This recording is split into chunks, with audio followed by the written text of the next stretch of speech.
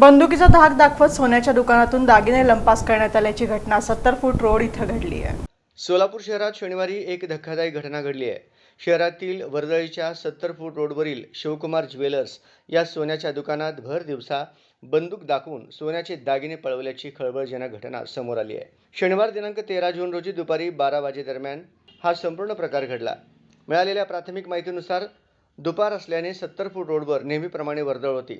Shivakumar jewellers हे दुकान उघडून काही वेळ झाला होता। इतक्याच ग्राहक बनून आलेल्या 3 अज्ञात दरोडेखोरांनी दुकानात प्रवेश केला। दुकानदाराला काही समजण्याच्या आतच दरोडेखोरांनी थेट बंदूक बाहेर काढली आणि दुकानदाराच्या डोक्याला लावली।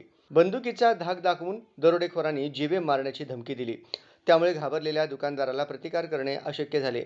दरोडेखोरांनी अवघ्या काही मिनिटातच दुकानातील सोन्याचे मौल्यवान दागिने गोळा केले आणि घटनास्थळावरून पोबारा केला। दरोडा टाकून आरोपी ज्या वेगाने आले त्याच वेगाने फरार झाले। दरम्यान घटनेची माहिती मिळताच स्थानिक पोलीस तात्काळ शिवकुमार ज्वेलर्स येथे दाखल झाले। लुटलेल्या सोन्याच्या दागिन्यांची नेमकी किंमत किती आहे याचा आकडा अद्याप समोर आलेला नाही। पोलीस सध्या दुकानातील आणि परिसरातील सीसीटीव्ही फुटेज तपासत आहेत। दरम्यान भर दिवसा घडलेल्या या घटनेमुळे सोलापूर शहरातील व्यापाऱ्यांमधून भीती व्यक्त होत असून पोलीस प्रशासनाने तात्काळ आरोपींना अटक करावे अशी मागणी नागरिकांमधून होत आहे।